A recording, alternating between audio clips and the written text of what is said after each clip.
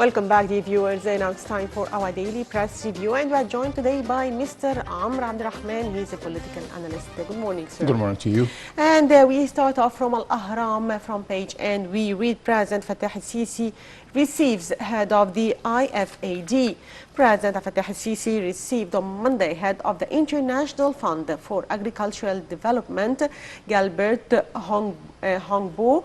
During the meeting, the president praised the fund's support for developmental projects in Egypt for decades. The president also welcomed the inauguration of the headquarters of the fund in Egypt, stressing that Egypt's aspiration to work with the IFAD to transform Egypt into regional center for managing agricultural development works in the region. For his part, the head of the IFAD said he is looking forward to strengthening partnership with the Egyptian government and private sector to support agricultural projects in Egypt. So, sir, how do you see the importance of cooperation between Egypt and the Agricultural Development Fund? Agricultural Development Fund. As Mr. President is meeting the head of the IFAD, I believe that he discussed the successes we have achieved agriculturally. We have achieved the hail and the green signs from the international companies as well as the international associations agriculturally. As for the great step we have already taken in this field, we have new agricultural projects from a new aspect of how to develop our agricultural file, which is very important, along with going side by side with the industrial. Yes. And President Fattah, also we move to Al-Akhbar newspaper, and the President Fattah ElSissi holds a meeting with Prime Minister and Minister of Electricity. President Fattah ElSissi held a meeting on Monday with Prime Minister Dr. Mustafa Madbouli and Minister of Electricity and Renewable Energy Dr. Mohammed Shakir. During the meeting, President ElSissi gave his directives to complete the implementation of electric power new projects, as well as raising efficiency of existing projects to improve the service provided to citizens across Egypt. The President also gave his directives to proceed with the implementation of electrical linking projects with neighboring countries, especially in light of the mutual interests, and also to maximize electricity benefit throughout the year. The President also reviewed developments of the construction works of electric infrastructure in the new administrative capital. The President also reviewed developments of electricity supply to the developmental communities in the governorates of North and South Sinai as part of state's efforts to develop Sinai Peninsula. So, sir, how do you see Egypt's efforts in this domain? In this field, we have achieved a very important step towards future, towards making the new generations to come feeling safe about already established strong and huge infrastructure and a base of power, whether nuclear or the usual sources of electricity and power for decades to come. We are building the future. Yes. Also, we can see that the government is keen to develop North and South Sinai. So how do you see this? It's a very important thing here that we are spreading our actions, not only concentrated in the big cities, not only in Cairo, not only in Alexandria, not only in the big cities, but also towards all of the states, whether it's in Upper Egypt or in Sinai, which is in Sinai we are building a better environment and a stronger base for people to live there. We are at last watching with our own eyes. People are just settling there and living there, not just living there by chance or just by history. No, we are building a new future for Sinai's people to live there and to have their own careers and own industry and even agriculture in Sinai.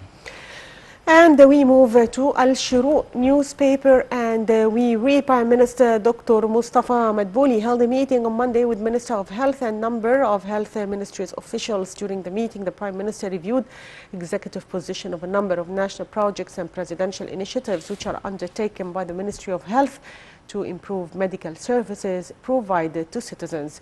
The meeting also tackled the Health Ministry's strategy to boost vocational medical education, including the signing of partnership contracts between the Ministry of Health and major international institutions which provides vocational certificates. The strategy also includes updating all training programs as well as scientific and academic content of the specialized programs in the Egyptian fellowship to become in accordance with international standards. For his part, the Prime Minister gave his directives to boost and develop the Egyptian fellowship in order to increase capabilities of Egyptian doctors and develop their experience. So, sir, what is the importance of this meeting? It represents the very intensive care that the state is given to this file. Yes. We have already achieved a great jump. That steps we have taken in this field, that we have achieved the admiration of the whole international community towards a better health file for for each and every citizen in the state. Yes.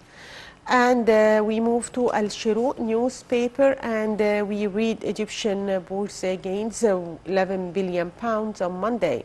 The Egyptian stock markets gained out about 11 billion pounds on Monday. The market's main index, EGX 30, was up 1.5% to reach 14,431.72 points. The small and medium shares index, EGX 70, added 1.54% to reach 530.3 points. Meanwhile, the broader index EGX 100 was up 1.4% to reach 1,416.31 points. Trading volume reached about 270.5 million shares exchanged, with about 1.56 billion pounds, and the market's capital gained about 11 billion pounds to reach about 724.24 billion pounds. So, sir, how do you see the performance of the stock markets and the Egyptian economy in general? A matter of our success in the economical field, we have achieved the highest level of international currency reserve in our bank, central bank. This is like a miracle. In a matter of going from bottom to top. Not meaning we have reached the top, but the highest level possible for now. Possible for the very small period of time, only 5 years or 6 years for now. This is very important, and really we have achieved too many presentations in the G7 and the G20. We are truly the new and the strong tiger, the African tiger to come. Yes. And we move to Al-Yom Al-Sabah newspaper, and we read Peskov says Syrian territorial integrity should be preserved. Kremlin's spokesman Dmitry Peskov said on Monday that Syrian territorial integrity should be preserved after the United States announced the withdrawal of its troops from northeastern Syria. Earlier on Monday, the United States began pulling troops from northeast Syria in a major policy shift. The move was denounced by the Kurdish-led forces, who have been Washington's most capable partner in fighting Daesh terrorist group in Syria. The forces, known as the Syrian Democratic Forces, warned it would have a great negative impact on the war against terrorists. The Kurdish-dominated group said that the U.S. pullback threatened to create a security vacuum that would reverse the successful efforts to defeat the Daesh terrorist group. It highlighted that 11,000 Kurdish troops have been killed in 5 years of war to eliminate Daesh. So how do you see the situation now in Syria? A new Turkish assault against the Arab world. Yes. We have witnessed within the past few years a large scale of assaults and aggressions and hostile moves Yes. against the Arabic territories, we have witnessed a bad decision, one after one, taken by Istanbul towards or against the Arabic nations. Side by side, Iran or Turkey are trying to put their claws in the Arabic nations. They are trying to act as if they are colonialism, the new colonialism, representing the New World Order colonialism. But how do you see the impact of the United States' decision to pull troops from northeast Syria in a major policy shift? The U.S. now is trying to stay away of trouble. Yes, yes. As we have witnessing the great crisis Mr. President Donald Trump is facing. Right now, I believe that U.S. is trying to stand aside and let the Turkish leadership make their greater mistake by trying to invade Syria again. True. This time without interference from the U.S. U.S. has used to be covering for the assaults made by Turkey. Turkey is trying to assault our rights in the Mediterranean, on the gas territories. Yes. And on the Syrian front, they are trying also to assault our lands, our nations, Arabic nations. Yes. I believe that the U.S. is not going to interfere right now and let Turkey to make its greater mistake. True. And from Al Watan newspaper, we read the Dutch government said that proposals by British Prime Minister Boris Johnson need more realism and clarity if they stand any chance of staving off chaotic no-deal Brexit at the end of the month. Earlier, Johnson warned French President Emmanuel Macron he will not delay Brexit beyond 31st of October, underlining that his latest proposals are a last chance to reach a deal. A Downing Street spokesman said Johnson told Macron in a telephone call that the EU should not be lured into the mistaken belief that the UK will stay in the EU after October 31st. So now we can see that Britain has taken decision to get out of the European Union by October 31st. So how do you see the impact of this? The impact of this will, the leadership of the EU after the withdrawal of Britain is going to be turned or transported to Germany. Yes. Where there are new, old direction of Nazism is leading the role behind curtains, trying to manipulate the scene, the European scene. Yes. I believe after the withdrawal of Britain, the balance, the very thin line of balance in the EU, in the European arena, is going to be fallen apart. And like dominoes, maybe we're going to see other countries like Spain or other countries withdraw from the EU.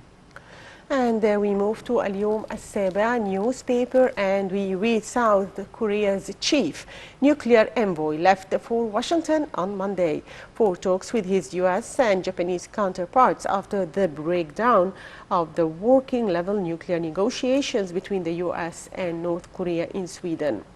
During the four-day visit, Lee Do-hoon, Special Representative for Korean Peninsula Peace and Security Affairs, will meet Stephen Biegun, U.S. Special Representative for North Korea, to coordinate their positions and strategies in the follow-up to Saturday's talks between Biegun and North Korea's top nuclear negotiator Kim Myong-gil. He will also have bilateral talks there with his Japanese counterpart, as well as the trilateral meetings with the two envoys. So what is the significance of South Korea's nuclear envoy visit to the United States? Well, this is a new step on a very sophisticated chessboard between the U.S. and North Korea. Yes. North Korea has established this project, the nuclear project, just to defend itself. Yes. against the influence, the American influence and the Western influence. Again, I would say it again, the both sides of Korea, they just should gather together and face together the same threats, the division, the historical division made by the West and the East together, side by side. They are the main beneficiaries of this division between the two nations, between one nation in two countries. So finally, I'd like to thank you, Mr. Amr Abdel, political analyst. Thank you for being with us today. Thank you for having me. And now, dear viewers, short break and we'll be back, so stay tuned.